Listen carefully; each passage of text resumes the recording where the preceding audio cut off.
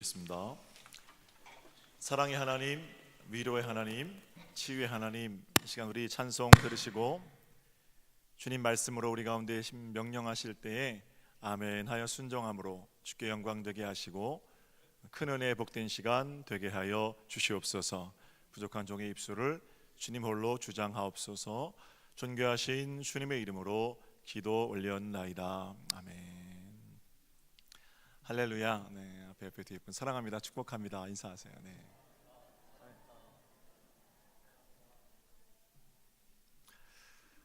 자, 오늘은 웨슬리 회심 280주년 기념 주일입니다. 교회력으로는 성령 강림절이기도 합니다. 그래서 오늘은 제가 웨슬리 목사님 설교 한 편을 가지고 나왔는데요. 성경적인 기독교라는 설교입니다. 1744년 8월 24일 웨슬리가 옥스퍼드에서 했던 마지막 설교이기도 합니다.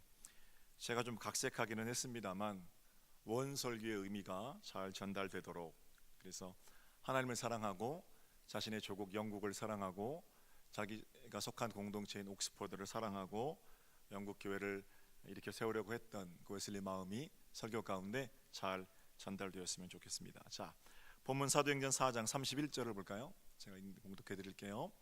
빌기를 다함에 모인 곳이 진동하더니 무리가 다 성령이 충만하여 담대히 하나님의 말씀을 전하니라. 사도행전 4장의 교회 시작을 말씀해 주고 계십니다. 기독교의 시작이기도 합니다. 베드로가 설교할 때 성령께서 사람들의 마음을 감동시켰고 3,000명도 회개하고 5,000명도 회개하는 그런 역사가 일어났습니다. 그때 나타난 현상, 누가가 기록하기를 모인 곳들이 진동하였고 무리가 성령이 충만하여 하나님 말씀을 전하였다라고 기록하죠. 성령이 충만하여, 교회는 그렇게 시작된 공동체입니다. 자, 그렇다면 교회가 시작되는 것이 성령 충만이라는데 성령 충만을 여러분 뭐라고 생각하십니까? 성령이 충만하다는 것은 무엇을 말씀하시는 것일까요? 앞장 넘겨보시면 사도행전 2장에 똑같이 성령이 충만했다라는 표현이 있거든요. 2장 4절을 제가 읽어드릴게요. 그들이 다 성령의 충만함을 받고 성령께서 말하게 하심을 따라 다른 언어들로 말하기를 시작하니라. 어쨌든 2장에서는 성령이 충만해서 어떻게 했다고 그럽니까? 각각 다른 언어로 말하기를 시작했다. 오순절 마가다락방에 예수 그리스도를 생각하며 기도하는 사람들에게 성령님이 오셨고 그들은 성령께서 말하게 하심을 따라 각각 다른 방언들로 이야기를 했습니다. 메디아와 바사, 디아스포라, 박해를 피해서 흩어져 있던 헬라파 유대인들은 무식한 어부들이 자신들의 나라의 언어로 말하는 것을 보고 깜짝 놀랐습니다. 그리고 그 언어를 알아들을 수 없는 사람들은 야, 저 사람들이 술에 취했구나 라고 조롱할 정도로 언어가 갈라지는 역사가 성령 충만 가운데 일어났습니다. 아주 특별한 사건입니다. 2장에서 그런 일이 있었어요. 성령 충만하여 언어가 갈라졌다. 그런데 생각해 볼 것은 4장에는 성령이 충만해서 언어가 갈라졌다 이런 얘기가 없어요. 똑같이 성령께서 충만함으로 역사하셨는데 4장과 2장에서 나타난 현상이 똑같지 않다라는 겁니다. 성령이 충만하여 하나님 말씀을 전하였다. 4장이고요. 성령이 충만하여 방언으로 말하기를 시작하였다. 2장입니다. 이 뭡니까? 이 외에도 성경에는 성령의 충만함 가운데 일어나는 다양한 역사들이 있습니다. 성령의 역사는 다양하게 나타난다라는 거예요. 모두 다 예언하고 모두 다 방언하고 모두 다 병 고치고 그런 것이 성령께서 하시는 일이 아니십니다. 고린도 교회의 은사들이 서로 옷줄됨을 자랑할 때 사도 바울이 고린도 교회에 이렇게 편지합니다. 12장 28절부터 제가 읽을게요. 하나님이 교회 중에 며칠 세우셨으니 첫째는 사도요, 둘째는 선지자요, 셋째는 교사요, 그 다음은 능력을 행하는 자요, 그 다음은 병 고치는 은사와 서로 돕는 것과 다스리는 것과 각종 방언을 말하는 것이라. 다 사도이겠느냐? 다 선지자겠느냐? 다 교사겠느냐? 다 능력을 행하는 자이겠느냐? 다 병 고치는 은사를 가진 자이겠느냐? 다 방언을 말하는 자이겠느냐? 다 통역하는 자이겠느냐? 이렇게 이제 신랄하게 묻고 난 다음에 바울이 뭐라 그러냐면 너희는 더욱 큰 은사를 사모하라. 성령께서 우리 가운데 나타내는 은사는 사도로, 선지자로, 교사로, 병고침으로, 신유로, 방언말로, 예언하는 것으로 다양하게 나타난다는 거죠.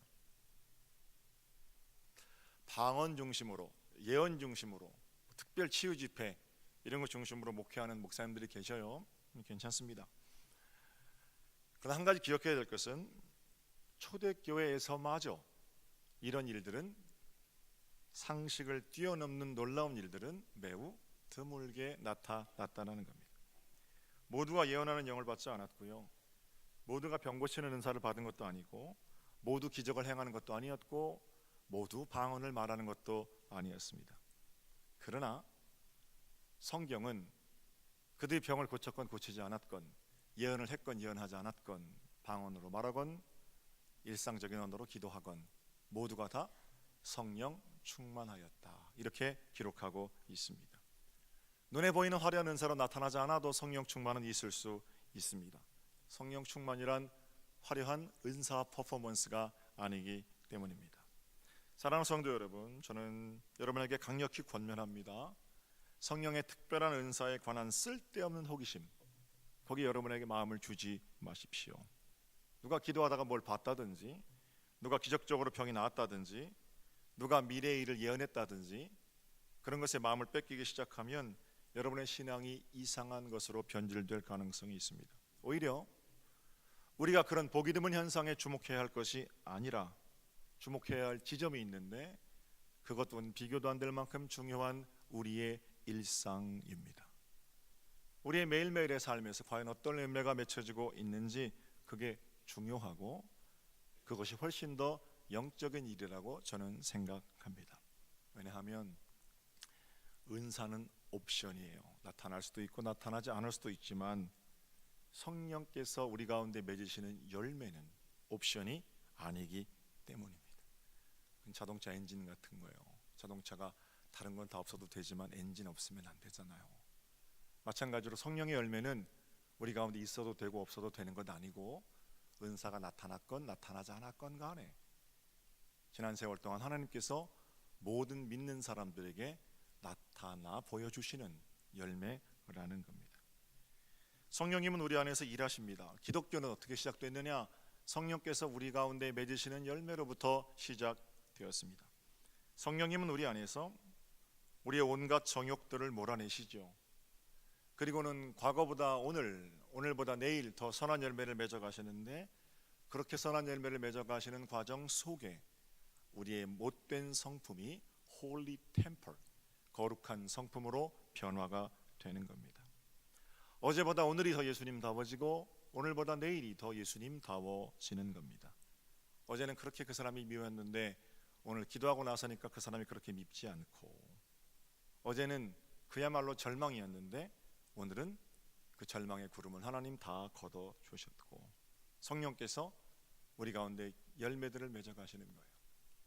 만약에 이번 한 주간 누군가와의 다툼이 끝났다면, 내 쪽에서 용서하고 먼저 손을 내밀었다면, 그래서 화평을 이루었다면 내 인격만큼 그렇게 한 것이 아니라 내 안에 계시는 성령께서 그렇게 일하심으로 화평의 열매를 이루게 되었다는 거죠. 성령의 열매는 모든 사람에게 동일하게 나타납니다. 어떤 사람에게만 나타나고 어떤 사람에게 나타나지 않고 그렇지 않다라는 거예요. 지난 2000년 동안 기독교가 생명의 종교일 수 있었던 이유는 몇몇 사람들에게 나타났던 화려하고 특별한 퍼포먼스 때문이 아닙니다. 모든 믿는 자들에게 나타난 성령의 열매들, 인격의 변화, 삶의 변화, 생활의 변화, 이것이 기독교입니다. 예수 그리스도를 믿고 변화된 우리의 마음과 행동, 우리의 지향, 이런 것들이 기독교라는 거예요. 이 열매들을 함께 나누며 사는 기쁨의 공동체, 그 교회고요. 저는 우리 서정교회가 지난 104년 동안 그래왔던 것처럼 성령의 열매를 기쁘게 나누며 사는 복된 공동체인 줄로 믿습니다. 어느 누구도 그 기쁨을 빼앗아갈 수 없어요.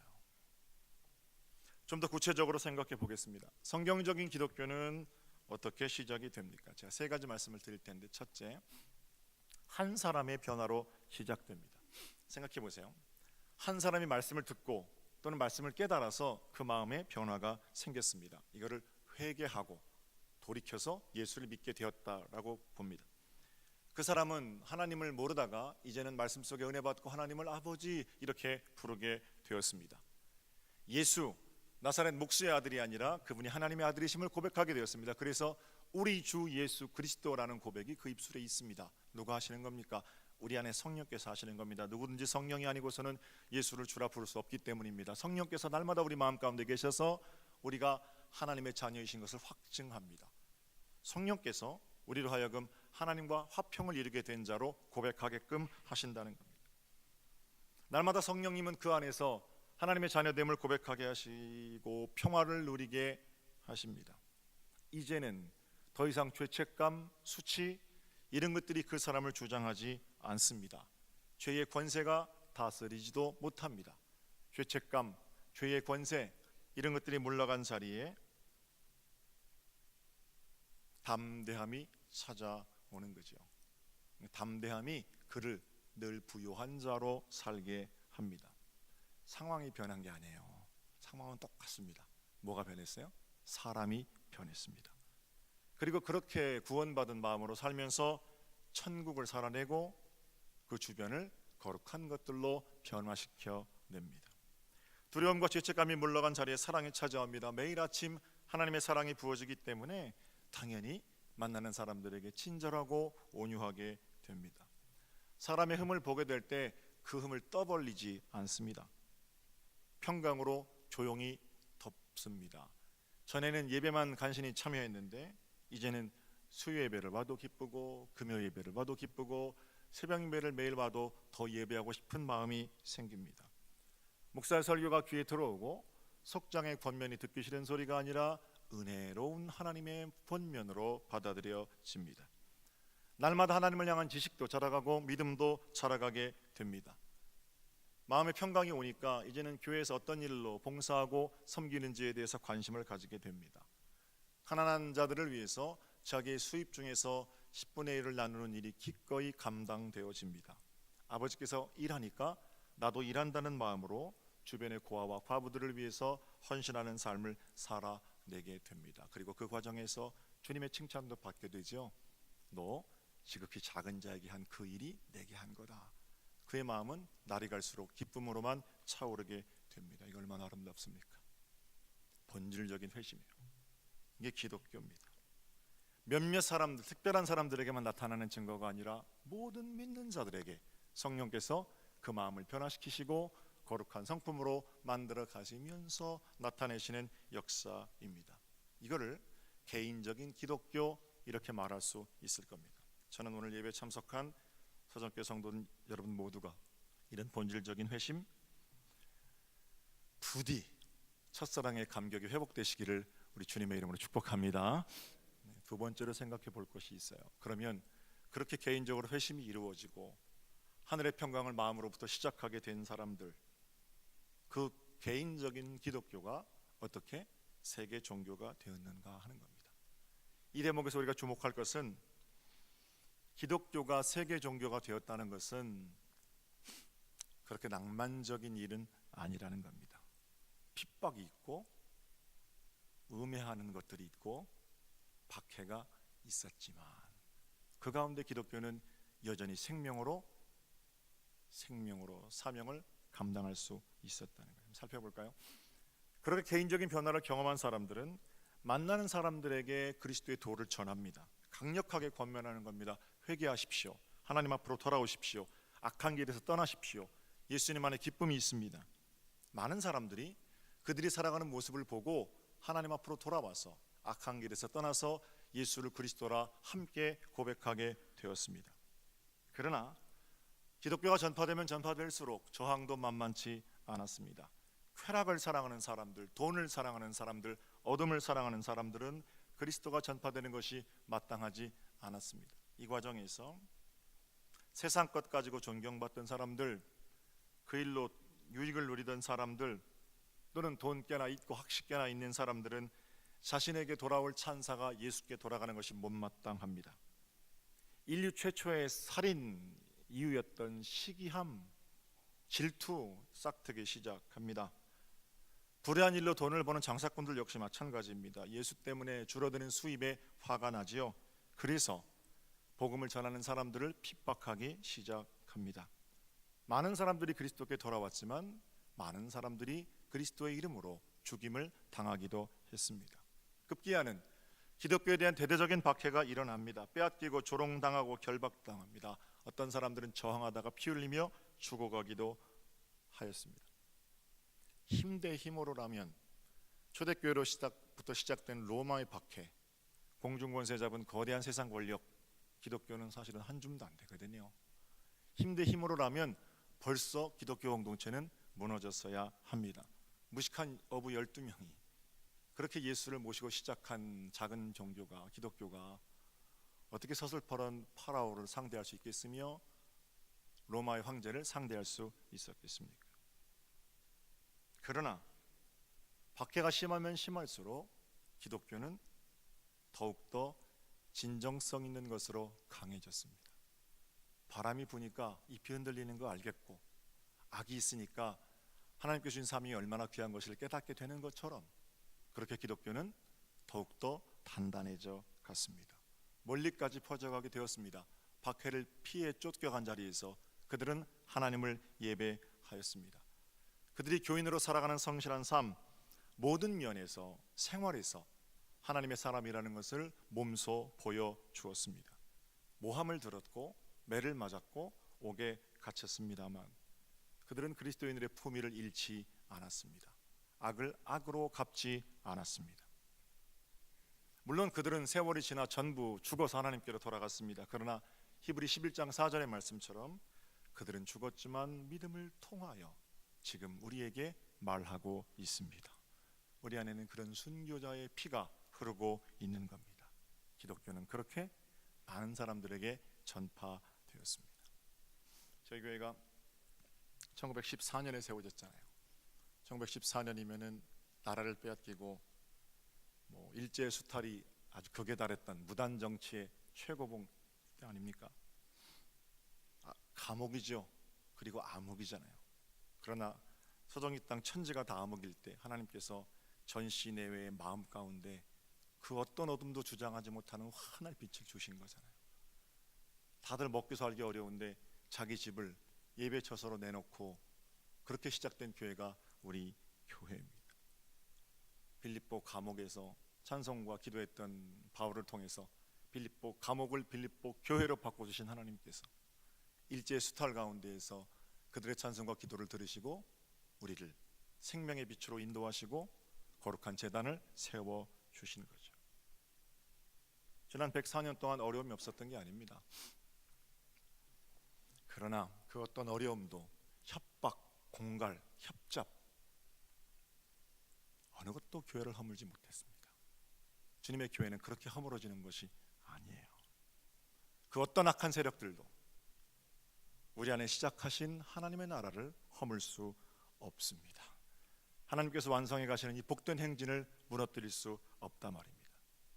성경적인 기독교는 어둠 속에서 더욱더 그렇게 빛으로 드러나게 되는 겁니다. 복되고 귀한 제단, 하나님의 승리가 여러분의 것입니다. 옆에 분들하고 승리합시다 이렇게 인사하세요. 승리합시다. 개인에게서 시작되는 본질적인 회심, 마음에 하나님 어둠이 주장하지 못하는 하나님의 생명의 빛, 그리고 그 생명의 빛이 확장되면서 생명이 자라가는, 그렇죠? 이제는 마지막입니다. 마침내 하나님께서 교회를 어떤 영광스러운 모습으로 드러내 주실지에 대한 기대예요. 웨슬리 목사님은 이사야서를 종종 인용하는데 먼저 이사야 2장 2절부터 제가 읽겠습니다. 마지막 때 교회의 모습입니다. 말이래 여호와의 전에 산이 모든 산 꼭대기에 굳게 설 것이요 모든 작은 산 위에 뛰어나리니 만방이 그리로 모여들 것이라.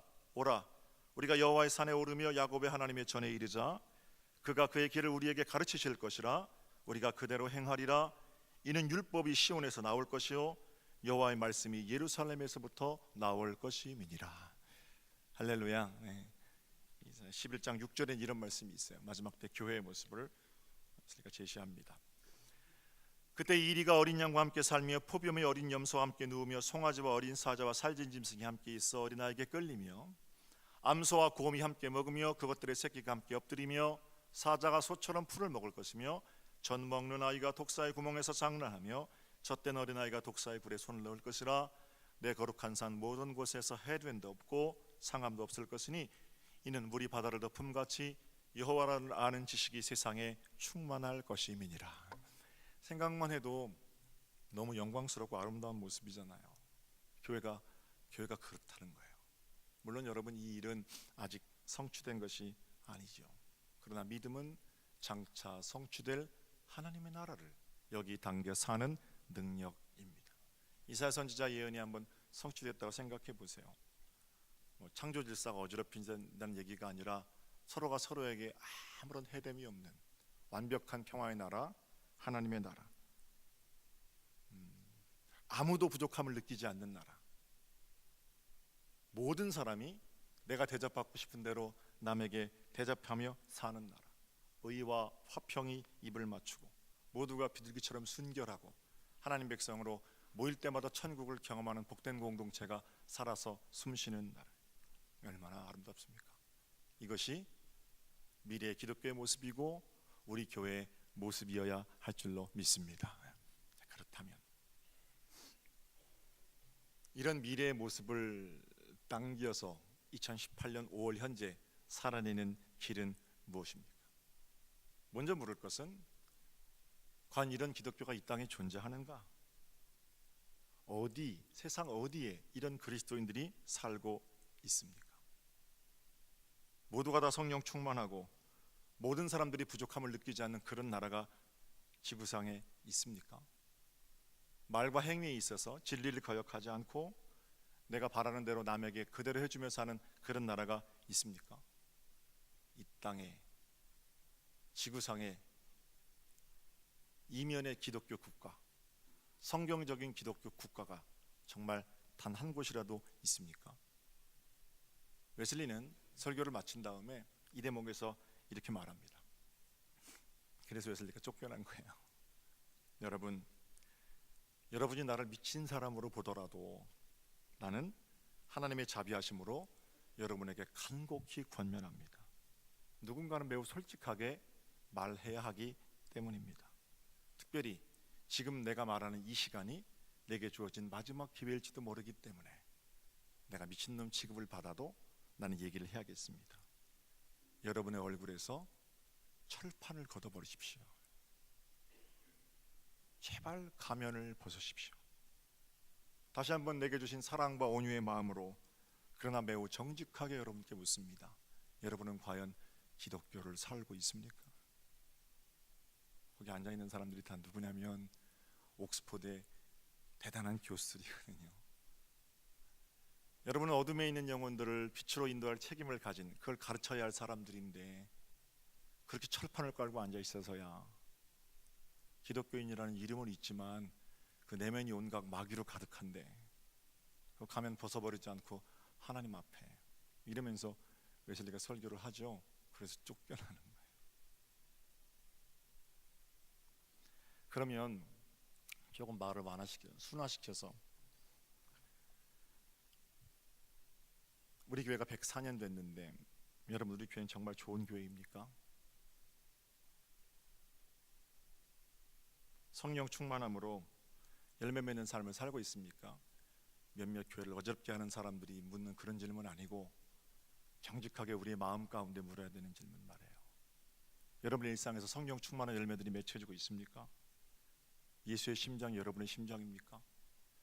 누가 여러분을 건드리면 예수님 모습이 나옵니까? 가슴 아픈 질문이죠. 104년 된 서정교회 얼마나 아름답습니까? 어머니 교회라는데 어머니 교회에서 우리는 사명을 잘 감당하고 있습니까? 행위뿐만 아니라 우리의 마음도 진짜 어머니 같은 마음으로 지역을 섬겨내고 믿음의 사람들을 세워내고 그런 일로 기뻐하느냐 말입니다. 그러면 그런 성경적인 기독교가 없다면 이 성경적인 기독교는 누가 재건하는 겁니까? 우리가 재건하는 거잖아요. 우리가 교회잖아요. 그럼 우리가 기독교를 재건하기 위해서 과연 무엇을 내놓을 수 있으십니까? 나의 영달을 위해서 기독교를 이용하는 것이 아니라 성경적인 기독교를 재건하기 위해서 우리가 드릴 재물, 건강, 열정, 헌신, 삶 이런 것들에 대해서 고민하는 자들이 진짜 그리스도인의 제자들 아니겠습니까? 하나님께서 오늘 이 아침에 웨슬리 회심 기념 주일에 성령 강림절에 성령이 충만함으로 우리 가운데 명하시는 일은 무엇이겠습니까? 내 일신의 영달을 위해서 아직도 교회를 이용하고 아직도 교회를 사용하려고 한다면 하나님 앞에 책망 들을 일 아니겠습니까? 성경적인 기독교를 재건하기 위해서 우리가 마땅히 드려야 할 젊음, 마땅히 드려야 할 열정, 마땅히 드려야 할 재물, 헌신 이런 것들이 복된 공동체를 이룰 수 있다면 지금 늦지 않았죠. 바로 지금부터 복된 공동체, 성경적인 기독교가 우리 가운데 시작되리라 그렇게 생각해 봅니다.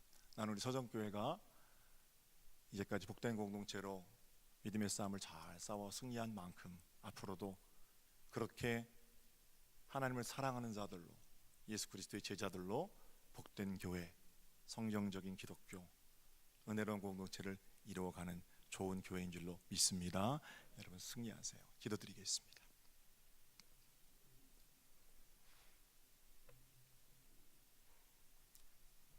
하나님 아버지, 여러 가지로 부족하지만 우리를 의롭다 인정해 주시는 하나님의 그 인정하심 앞에서 오늘도 구원받은 자답게, 구원받은 자로 모인 공동체답게 거룩하고 아름다운 행함, 거룩하고 아름다운 믿음의 진보를 이루는 복 있는 저희들 교회, 가정, 국가 되게 하여 주시옵소서.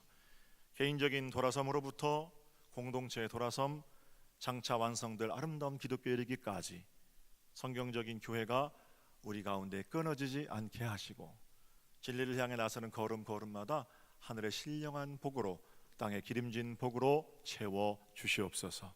감사하옵고 주님의 이름으로 기도 올렸나이다. 아멘.